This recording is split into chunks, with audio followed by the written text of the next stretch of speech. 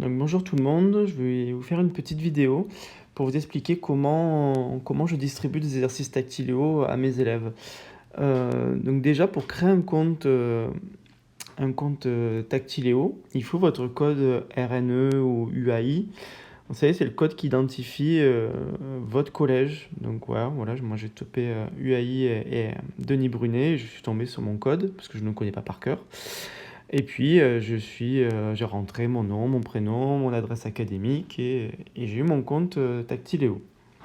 Donc Tactiléo, c'est un peu comme Learning Apps, vous avez une base de données avec pas mal d'exercices. Bon, elle grandit de plus en plus au fur et à mesure que les enseignants font des exercices, hein.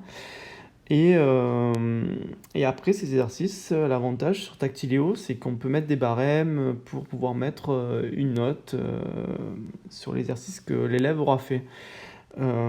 Avoir un suivi, savoir combien de temps il a mis pour faire cet exercice, etc. Par exemple, je vous montre comment on distribue un exercice, hein. Euh, Imaginons, je vais aller dans mes ressources, donc j'ai plusieurs exercices que j'ai réalisés depuis, ça fait 3 ans, 4 ans que j'utilise Tactiléo. Donc là, vous voyez, ça c'est mes exercices créés, numériques. Euh, Imaginons, je vais prendre celui-là, là, sur le moteur, je clique dessus.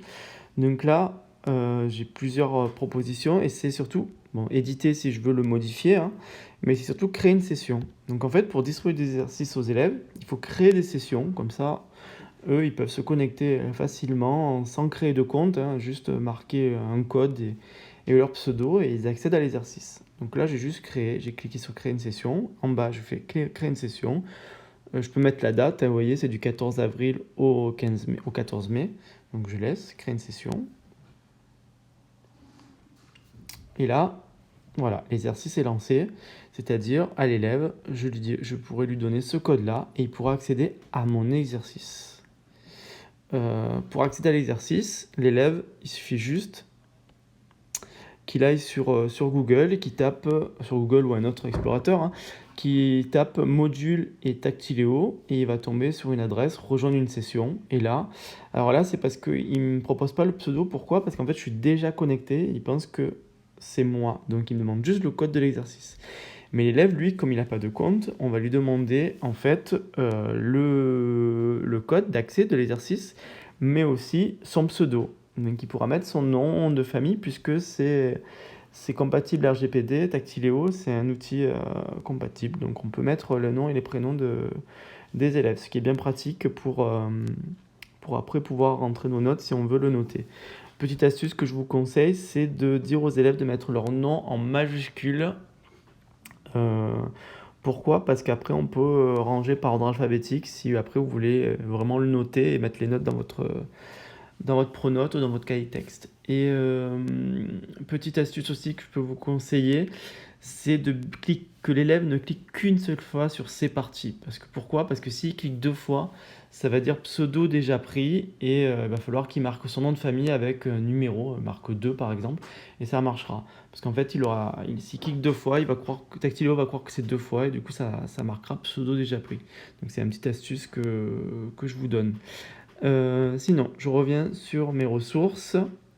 Si je veux voir ce qu'ils ont fait, je vais dans Résultats et suivi, à gauche.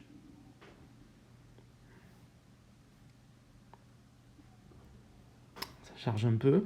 Donc là, j'ai tous les exercices que j'ai donnés à mes élèves. D'accord?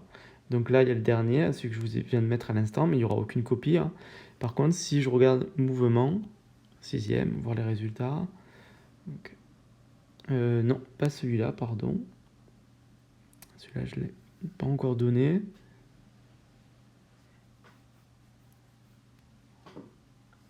On va regarder celui d'en dessous.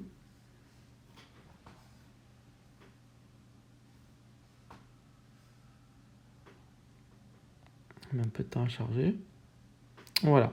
Donc là, on voit un tableau avec chaque question. Vous voyez, c'est des croix vertes quand l'élève a fait entièrement juste, croix rouge s'il a fait une partie fausse.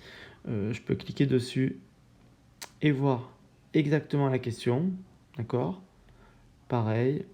euh, pour là, par exemple, voir ce qu'il a fait faux. D'accord? Et je peux savoir le temps qu'il y a consacré. Donc vous voyez, des élèves qui ont mis 10 minutes, qui ont eu 12 et demi, 8 minutes qui ont eu 16, etc. Hein, d'accord. Et tout ça, je le montrerai dans une vidéo, c'est comment mettre un barème et comment créer des questions, comment créer des exercices. Hein. Parce que là, si toutes les ressources, je vous montrerai comment créer des exercices, comment en chercher pour après créer des sessions et les envoyer à vos élèves. D'accord? Parce qu'on peut voir des domaines, SVT, etc. Valider. Et là, je me retrouve avec des exercices d'SVT, etc. Je peux dire le niveau, le type de média, si je veux que ce soit que du texte, si je veux que ce soit un exercice numérique, etc. D'accord? Voilà, j'espère que c'est juste une petite vidéo pour vous partager, voilà, en ce moment, ce que je faisais habituellement dans l'année, là, je le fais encore plus par rapport à la continuité pédagogique. Voilà, je vous remercie, au revoir.